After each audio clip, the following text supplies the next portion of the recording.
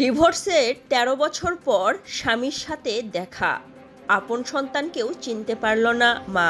অতঃপর এই কে আপনি, কার কাছে আসছেন? আমি ছিলাম স্যারের কাছে ক্লাসে জমা দিতে। স্যারের সাথে কি আপনার কথা হয়েছিল? হ্যাঁ, কথা হয়েছিল। ঠিক আছে, আপনি ওয়েটিং রুমে বসেন, আমি স্যারকে ডেকে আনছি।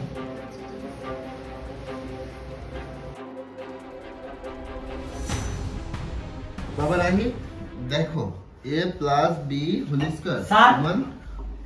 আপনি কি একটা মেয়েকে আসতে বলেছিলেন? হ্যাঁ, একটা মেয়েকে আসতে বলেছিলাম। উনি কি এসেছে? জি স্যার, উনি একটা ফাইল নিয়ে এসেছে। ও আচ্ছা, আপনি ওনাকে বসতে বলেছেন? জি, ওনাকে ওয়েটিং রুমে বসতে বলেছি। গুড। আচ্ছা ঠিক আছে, তাহলে আপনি এখন আসুন, আমি আসছি। ঠিক আছে স্যার। এত সুন্দর অফিস, কত শান্ত নিরিবিলি পরিবেশ। এই অফিসে যদি আমার জবটা হয়ে যায় তাহলে ভালোই হবে। বড় অফিস তোমার কোনো চিন্তাই থাকবে না। তুমি এই সূত্রটা মুখস্থ করো, হ্যাঁ? আমি ওনার সাথে একটু দেখা করে আসি। আচ্ছা ঠিক আছে স্যার। আচ্ছা আচ্ছা ঠিক আছে, সমস্যা নেই, আমাকে 5 লাখ টাকা পাঠিয়ে দেন।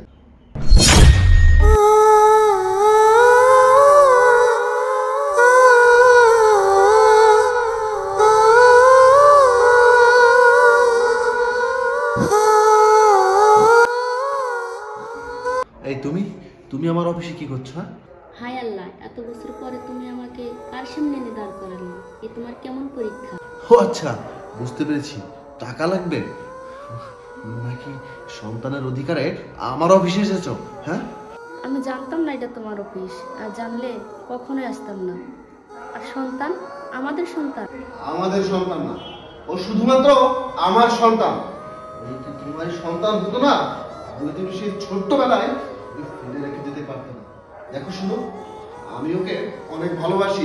ওকে না আমি কখনো মায়ের অভাব বুঝতে দেইনি। ওকে আমি সবসময় আমার চোখে চোখে রাখি। প্রতিদিন সকালে ওকে আমি স্কুলে নিয়ে যাই, স্কুল থেকে আমার এই অফিসে নিয়ে আসি, আমার রেস্ট রুমে রাখি। কারণ আমি চাই না ও আমার চোখের আড়াল হোক। এখান থেকে আমি ওকে বাসায় নিয়ে যাই, সবসময় ওকে আমি আদর যত্নে রাখি। আমি চাই না ও জানতে পারুক তোমার মতো একটু দুশ্চরিত্রা মহিলা ওর মা। আরে যে কিনা শুধুমাত্র কিছু টাকা সম্পত্তির লোভে আমাকে ছেড়ে চলে গিয়েছিল, একটা নিষ্পাপ ছেলেকে ছেড়ে চলে গিয়েছিল। আমি তোমাকে ভালোই ভালোই বলছি, তুমি আমার অফিস থেকে এক্ষুনি বেরিয়ে যাও। তা না হলে না আমি তোমাকে ঘাড় ধাক্কা দিয়ে বের করে দিব। আমি চাই না আমার সন্তান। বাবা, তার মানে তুমি এতদিন আমার সাথে মিথ্যা কথা বলেছো? আমার মা বেঁচে আছে? কেন বাবা? আর আমি আড়াল থেকে সব কথা শুনে নিয়েছি, আমার কাছ থেকে আর তুমি লুকিও না। আর তার মানে এটাই আমার মা? মা, ও মা, মা তুমি এতদিন কোথায় ছিলে মা? মা, আমার মা সাইরা যাবানা, বলেছিলে তুমি মাগো কথা রাখলা না, আমার কত স্বপ্ন ছিল। আচ্ছা মা, আমাকে তুমি একটা প্রশ্নের উত্তর দিবে? আমার তো কোনো দোষ ছিল না মা, আমি তো নিষ্পাপ ছিলাম মা। তাহলে কেন তুমি আমাকে ছেড়ে চলে গিয়েছিলে মা? আমাকে বলো না মা। মা, আমি কি দোষ করেছিলাম মা?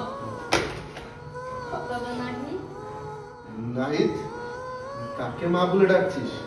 কি জানিস এই মহিলাটা সেই ছোট্টবেলায় ফেলে রেখে চলে গিয়েছিল। তখন আমার ইনকাম কম ছিল, যে কারণে আমাকে ছেড়ে চলে গিয়েছিল, তোকে ফেলে রেখে চলে গিয়েছিল।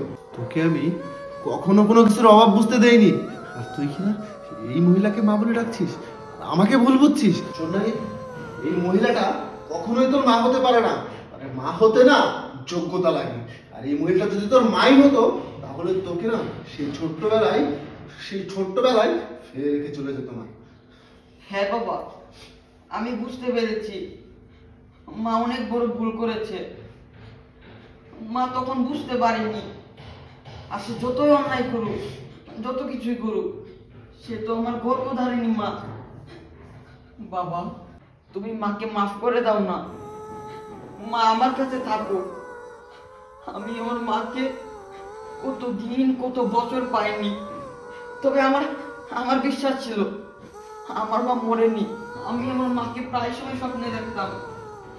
আমার দীর্ঘ বিশ্বাস ছিল যে আমার মা আজও বেঁচে আছে, আর আমার মা আজও আমার জন্য বেঁচে আছে।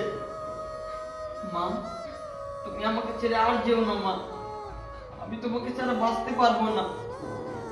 আর বাবা, আমি তো তোমার কাছে কোনোদিন কিচ্ছু চাইনি, আজকে আমি একটা জিনিস চাইবো, দেবে? বাবা প্লিজ, তুমি মাকে মাফ করে দাও না। আর আমি সন্তান হয়ে মার জন্য তোমার কাছে মাফ চাইছি, প্লিজ তুমি মাকে মাফ করে দাও না বাবা। শোন নাহিদ, সেই ছোট্টবেলা থেকে আমি তোর কোনো কিছুর অপূর্ণতা রাখিনি, আর আজকেও রাখবো না। এই মহিলাটা যদি এই বাসায় থাকতে চায় থাকবে, তোর মা হয়ে, কিন্তু আমার স্ত্রী হয়ে না। এটা মাথায় রাখিস। আচ্ছা ঠিক আছে মা, এখন আমি বুক ফুলিয়ে বলতে পারবো আমারও মা আছে। স্কুলের সবাইকে আমি তোমাকে দেখাবো যে দেখ আমার মা, যে দেখ আমার মা এসেছে। মা, তুমি আমাকে ছেড়ে আর কোনোদিন যেও না।